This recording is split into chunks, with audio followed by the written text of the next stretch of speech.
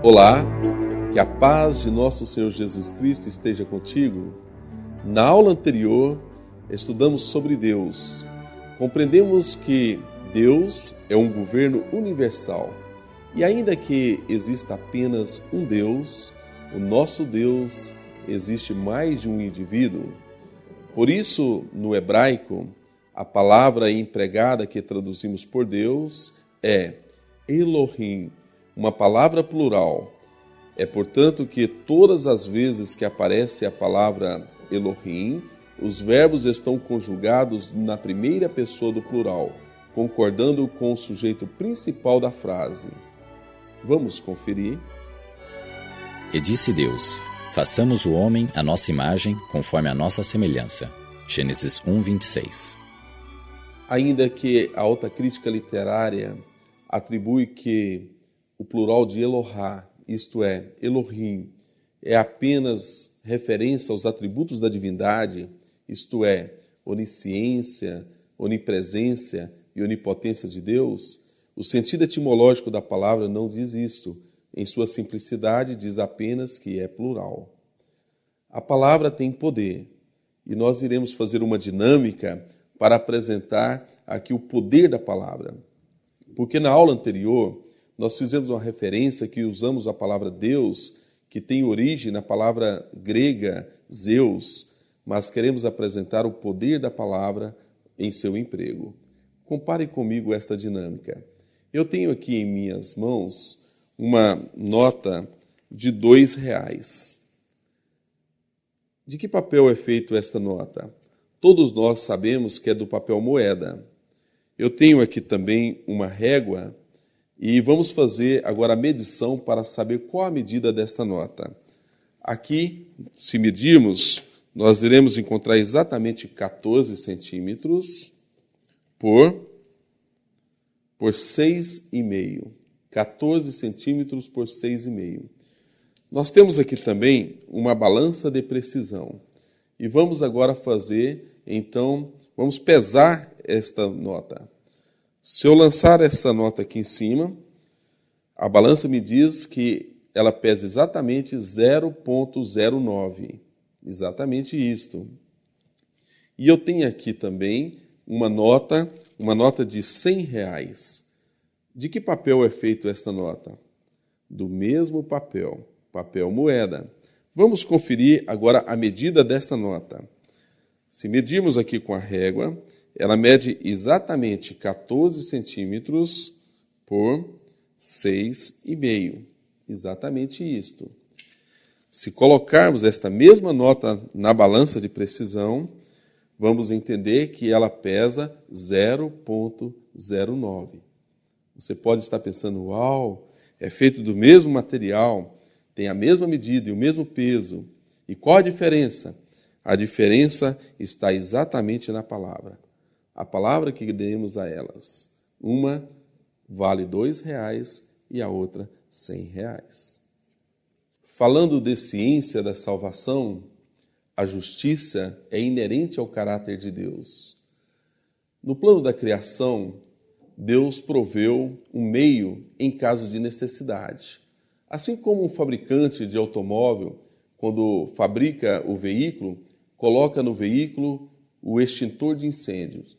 Não para que o carro se incendeie, mas em caso de necessidade, que possa utilizar para apagar o fogo. Há detalhes no plano da salvação que é impossível uma mente finita compreender.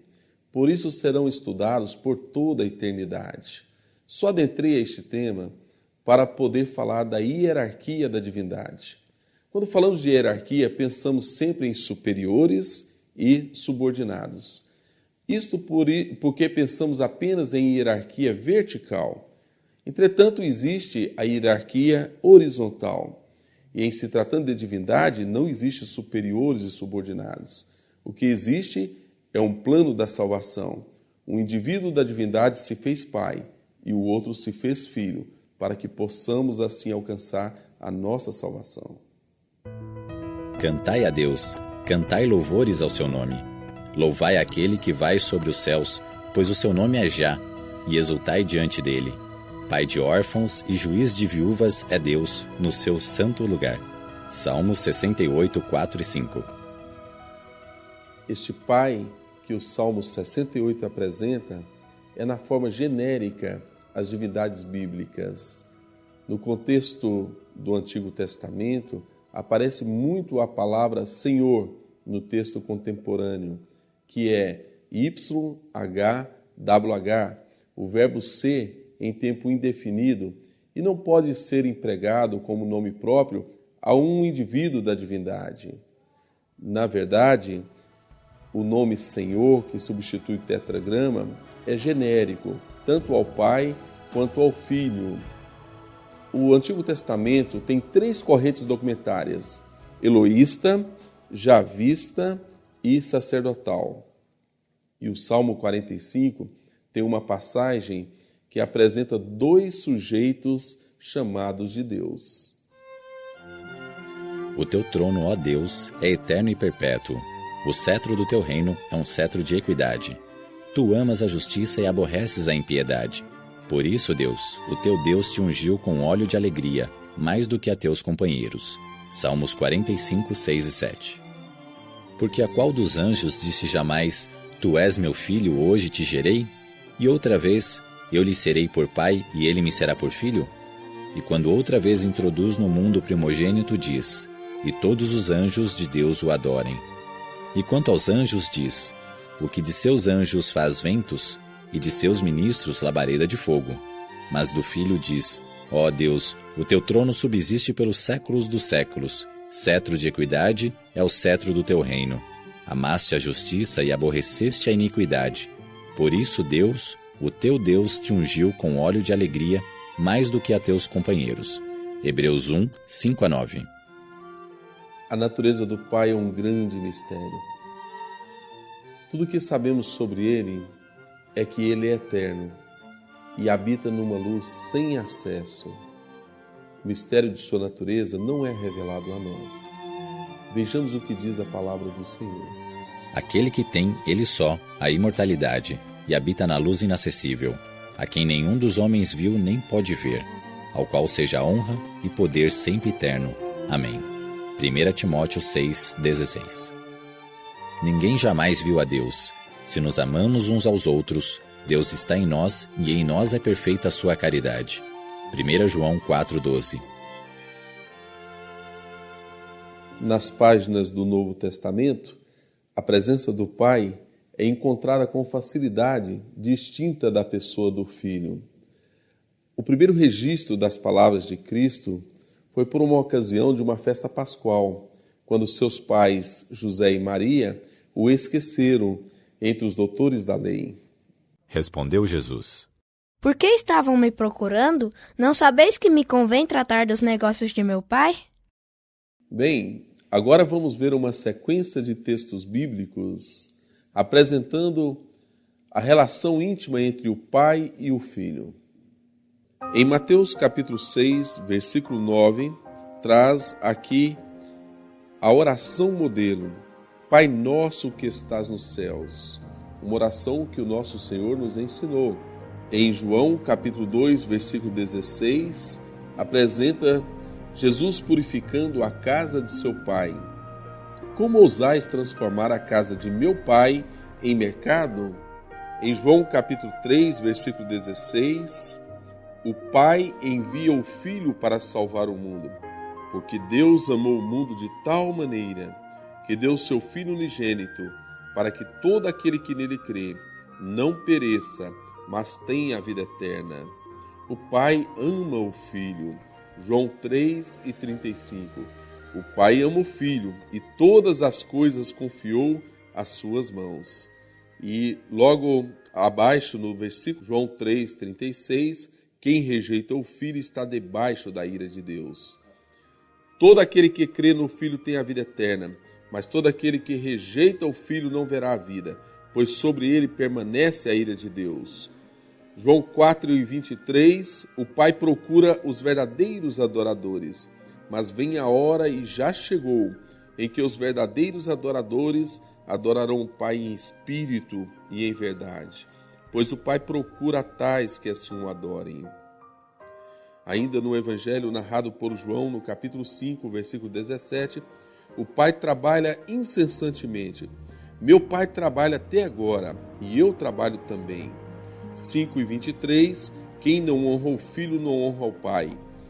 E em João 6:46, ninguém viu ao Pai, a não ser aquele que é de Deus. Só este viu ao Pai. Em João 8:18, o Pai testifica do Filho. Jesus disse: a minha outra testemunha é o Pai que me enviou. Em João 8:54, o Pai glorifica o Filho. Quem me glorifica é meu Pai, o qual dizeis que é o vosso Deus. E João 10:15, o Filho conhece ao Pai. Assim como o Pai me conhece, eu também conheço o Pai. No capítulo 11, versículo 41, o Filho agradece ao Pai. Pai, graças te dou porque me ouviste. E em João capítulo 12, versículo 26, quem serve ao Filho é honrado pelo Pai. E se alguém me servir, meu Pai o honrará. Assim como vimos, são muitíssimas as passagens bíblicas que apresentam a relação do Filho para com o Pai. Precisaríamos de muito tempo para narrá-las, sem nenhum comentário, portanto vamos ficar por aqui. As manifestações diretas do Pai são raríssimas e a Bíblia apresenta algumas delas. Vejamos a seguir. Primeira, por ocasião do batismo de Jesus, e ouviu-se uma voz do céu. Lucas 3, verso 22. Tu és o meu filho amado, em ti me comprazo. A segunda manifestação direta do Pai foi no Monte da Transfiguração. Estando ele ainda a falar, uma nuvem luminosa os cobriu, e da nuvem saiu uma voz que dizia: Este é o meu filho amado, em quem me comprazo. A ele ouvi. Mateus 17, verso 5. A terceira manifestação direta foi no pátio do templo, já no fim do ministério de Cristo, Jesus diante dos gregos. Então veio uma voz do céu: Já o glorifiquei, e outra vez o glorificarei. João 12, verso 28. Há outras passagens mais obscuras, onde aparecem indiretamente a presença do Pai. Entre essas destacamos o episódio do Monte Horebe. Ouçamos a palavra do Senhor. O dia em que estiveste perante o Senhor teu Deus em Horebe, quando o Senhor me disse: Ajunta-me este povo e os farei ouvir as minhas palavras, e aprendê-las-ão para me temerem todos os dias que na terra viverem, e as ensinarão a seus filhos. E vós vos chegastes e vos pusestes ao pé do monte, e o monte ardia em fogo até ao meio dos céus, e havia trevas, e nuvens, e escuridão. Então o Senhor vos falou do meio do fogo, a voz das palavras ouvistes, porém, além da voz, não vistes semelhança nenhuma. Então vos anunciou ele o seu concerto, que vos prescreveu os 10 mandamentos, e os escreveu em 2 tábuas de pedra. Também o Senhor me ordenou ao mesmo tempo que vos ensinasse estatutos e juízos, para que os fizesseis na terra a qual passais a possuir. Guardai, pois, com diligência as vossas almas, pois semelhança nenhuma vistes no dia em que o Senhor vosso Deus, em Horebe, falou convosco do meio do fogo. Para que não vos corrompais e vos façais alguma escultura, semelhança de imagem, figura de macho ou de fêmea, figura de algum animal que haja na terra, figura de alguma ave alígera que voa pelos céus, figura de algum animal que anda de rastros sobre a terra, figura de algum peixe que esteja nas águas debaixo da terra. E não levantes os teus olhos aos céus e vejas o sol, e a lua, e as estrelas, todo o exército dos céus, e sejas impelido a que te inclines perante eles, e sirvas aquele que o Senhor teu Deus repartiu a todos os povos debaixo de todos os céus. Deuteronômio 4, 10 a 19. O fato de Deus Pai nunca ter sido visto por alguém não indica inexistência. Nós acreditamos em tantas coisas que não conseguimos ver, as leis da física, até mesmo o vento que sentimos seus efeitos, ou, quem sabe, o movimento dos astros. Na verdade, nós acreditamos em muitas coisas sem questionarmos. Quando estamos no meio da selva amazônica, na cidade de Macapá, a capital do Amapá, nós encontramos o Marco Zero. Ali nós estamos debaixo da linha do Equador. Você olha para cima e nada vê. Olha para baixo, nada vê. Se olhar para a direita, também não vai ver nada. Se olhar para a esquerda, também não. Mas pode acreditar, se você der uma volta de 360 graus no globo terrestre, sem sair do posicionamento, você pode até mesmo passar pela pirâmide de Gizá e você ainda estará debaixo da linha do Equador. As mesmas pessoas que questionam a divindade por não poder ver, acreditam no inesperado, uma grande explosão que surgiram dali, vidas fantásticas. É mais fácil você acreditar no Deus Pai. Ele existe e te ama.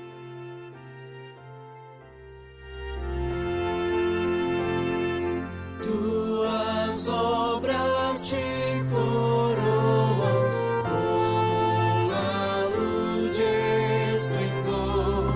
Astros, anjos, céus entoam hino eterno a ti, Senhor. Campos, matas, vales, montes, verde outeiro e verde mar. Aves e sonoras fontes formam coro singular. Nós mortais por ti remidos, Deus da glória, Deus de amor. Corações aos céus erguidos, celebramos teu louvor. Revelaste amor profundo, insondável, sem igual, enviando Cristo ao mundo a vencer por nós o mal. Bem, com a graça de Deus, chegamos agora ao final da segunda aula.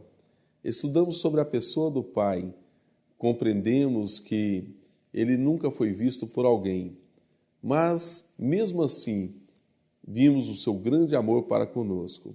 Na próxima aula, estudaremos sobre a pessoa do Filho, o Deus encarnado. Convido você a continuar conosco.